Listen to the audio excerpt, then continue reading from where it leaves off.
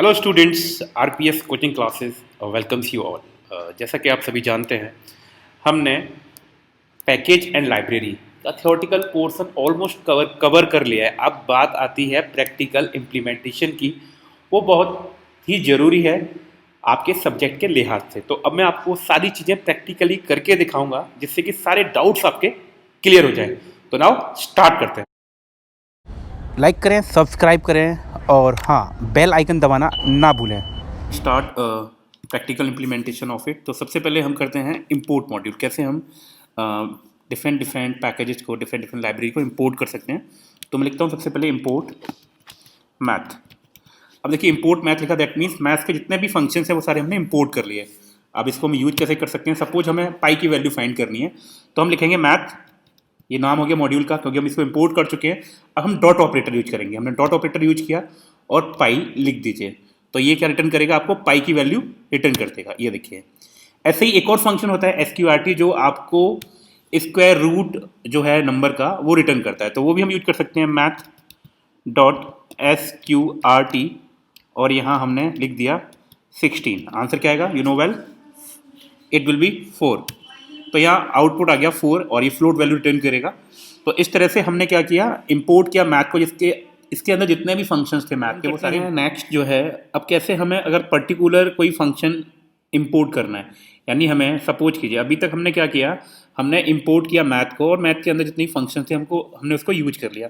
अब मुझे कोई पर्टिकुलर सिर्फ पाई को ही एक्सेस करना है, इंपोर्ट करना है, तो हम यहाँ लिखेंगे फ्रॉम मैथ इंपोर्ट पाई। अब क्या हो रहा है, मैथ के अंदर से सिर्फ पाई को हमने इंपोर्ट किया है। अब हम पाई की वैल्यू को प्रिंट कर सकते हैं।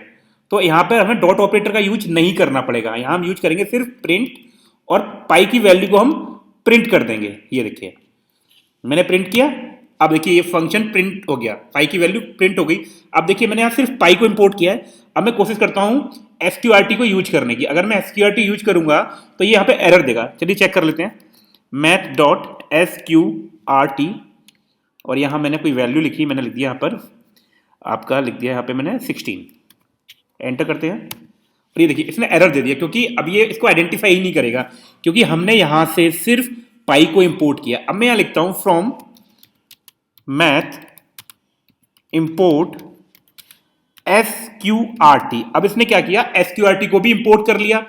अब यहाँ पे हम लिख सकते हैं SQRT, और इसके अंदर आप लिख दीजिए जो वैल्यू इसका आपको स्क्वायर रूट चाहिए। 16 मैंने लिखा, तो आउटपुट इसका आएगा 4.0 इसका आउटपुट आ गया।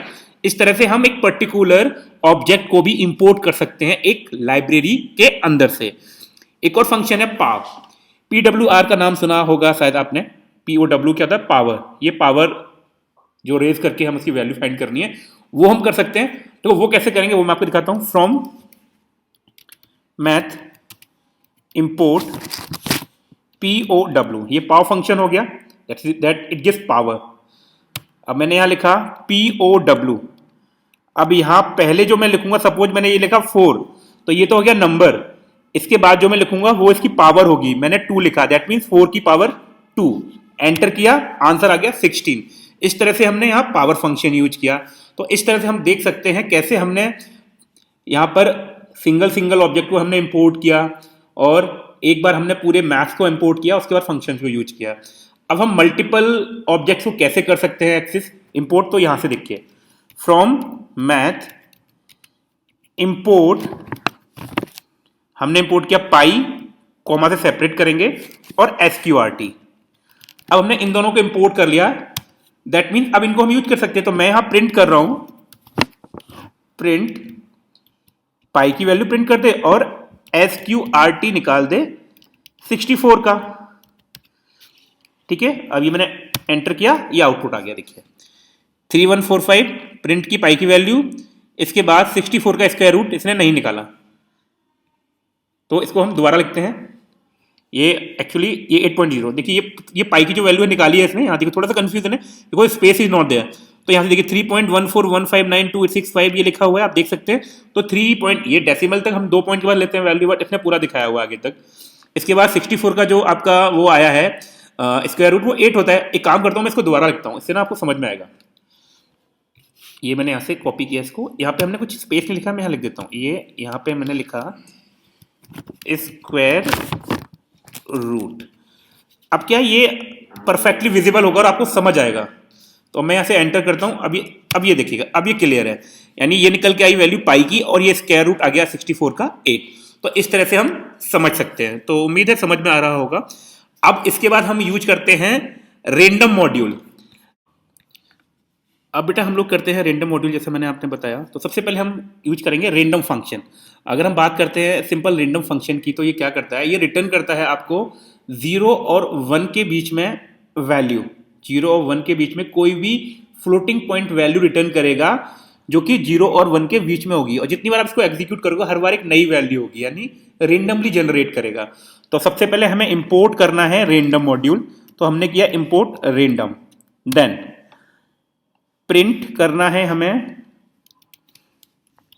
रेंडम डॉट रेंडम, और यहां पर हमने लिख दिया ये। तो that means now we are going to print random value, और जो कि 0 और 1 के बीच में होगी। ये देखा, ये देखिए, ये आया। अब देखो इस स्टेटमेंट को मैं दोबारा से एक बार एग्जीक्यूट करता हूं। ये मैंने यहां पे लिखा और ये एंटर किया। तो देखिए हर बार एक नई रेंडम वैल्यू जनरेट होगी जो कि 0 से 1 के बीच में होगी और फ्लोट में होगी, फ्लोटिंग पॉइंट वैल्यू होगी। फ्लोटिंग आप समझते होंगे, जिसमें ये पॉइंट होते हैं। काफी इजी है, आई थिंक आप पढ़ चुके हो 11th क्लास में। अब आगे बढ़ते हैं, ये तो हुआ रेंडम। अब हम करते हैं रेंडेंट। जो रेंडेंट फंक्शन होता है, रेंडेंट क्या करता है, आपको ये इंटीजर वैल्यू जनरेट करेगा। रेंडम डॉट रेंड, ये क्या करता है, इंटीजर वैल्यू जनरेट करेगा और इसके अंदर हम आर्गुमेंट देंगे, यानी a और b के बीच में। a मैंने यहां लिखा a की जगह 2 और b लिखा मैंने 10। तो 2 to 10, 2 से 10 के बीच में जितने भी इंटीजर हैं उनको ये शो करेगा, बट रेंडमली जनरेट करेगा। क्यों? Because we don't know what will be next, what will be its output. Enter किया हमने, 4 आया। इसको फिर से करते हैं हम एक बार, ये फिर एंटर किया हमने, ये 5 आया। तो इससे क्या रेंडमली जनरेट करेगा, वी नेवर नो कि क्या आएगा वापस। ये एंटर किया, ऐसे ये हर बार एक रेंडम नंबर जनरेट कर देगा। तो इस तरह के फंक्शन हमारी हेल्प करते हैं। आपने कई जगह कैप्चा देखा होगा, कैप्चा जो बना हुआ आता है, तो वहां से इस तरह से रेंडम नंबर जनरेट होते हैं। तो ये समझ गए होंगे आप रेंडेंट। अब आगे बढ़ते हैं, अब हम पढ़ेंगे रेंडम डॉट यूनिफॉर्म।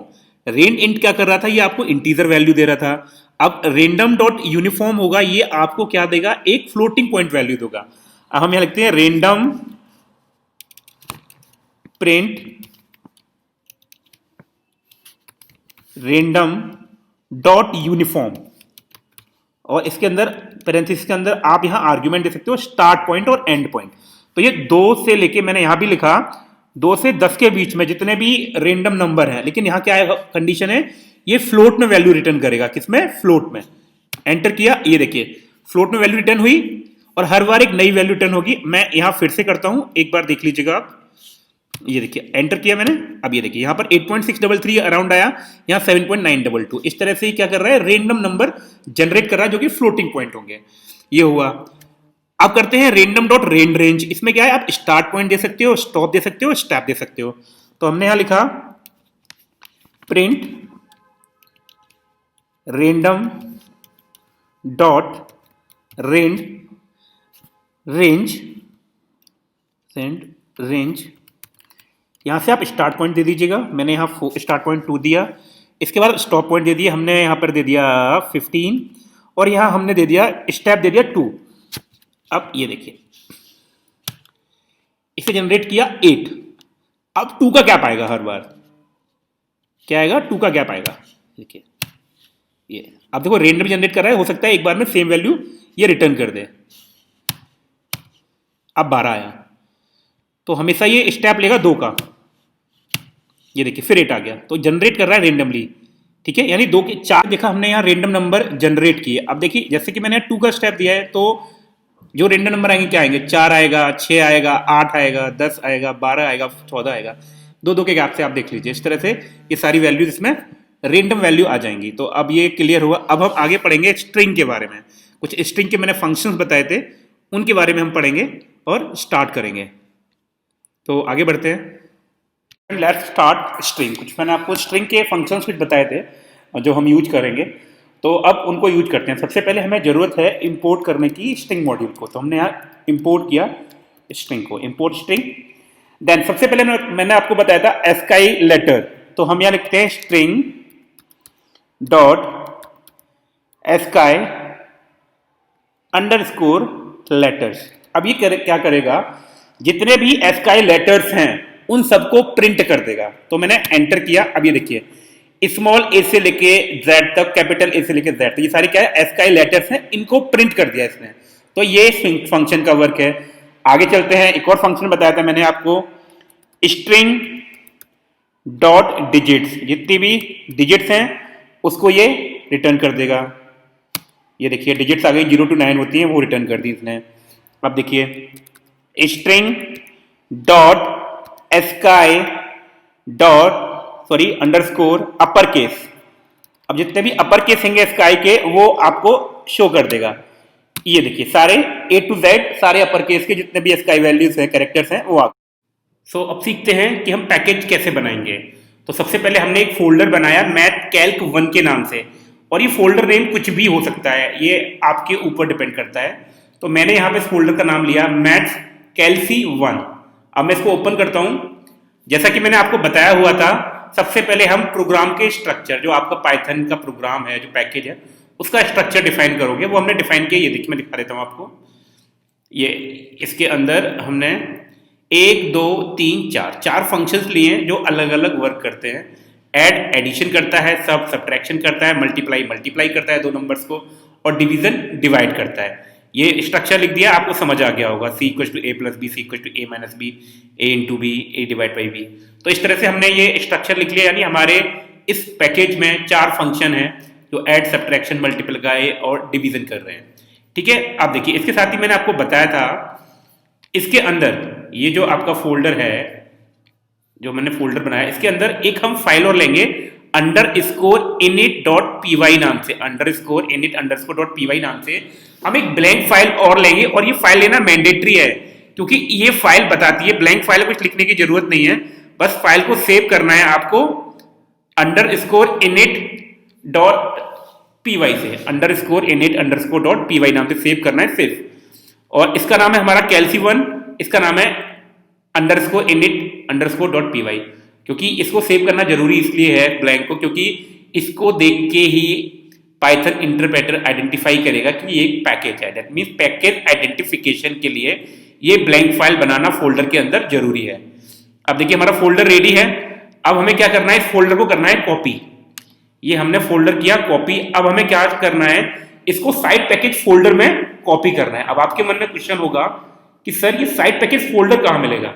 उसके लिए भी हमारे पास कमांड है, आप उस कमांड को लिखिए और आपको साइड पैकेज फोल्डर मिल जाएगा। पाइथन सेल में जाइए और लिखिए इंपोर्ट sys, ये इंपोर्ट किया, देन sys.path। अब आपके सिस्टम में साइड पैकेज फोल्डर का जो पाथ है वो शो हो जाएगा। जैसे मेरे में ये शो हो गया है, पाइथन 3.8 के अंदर साइड पैकेज फोल्डर है। ऐसे कर सकते हो, और मैं यहाँ डायरेक्टली सर्च कर सकता हूँ, आप भी सर्च कर सकते हो अगर आप विंडोज यूज कर रहे हो तो, और अगर मैक यूज कर रहे हो तो आप सर्च में जाके आप सर्च कर सकते हो। तो मैं यहाँ सर्च करता हूँ साइड पैकेज। अब इसे बहुत सारे फोल्डर है साइड पैकेज फोल्डर आप ओपन कीजिएगा। ये मैंने ओपन किया और इसके अंदर आप पेस्ट कर दीजिए अपने उस पैकेज को। यहां हमने ये पेस्ट कर दिया। दैट मीन्स अब आपका पैकेज रेडी है। अब पैकेज रेडी है तो क्यों ना हम इसको एक बार चेक कर ले, रन करके हम इसको चेक कर लेते हैं। चलिए, अब यहां हमने टाइप किया इंपोर्ट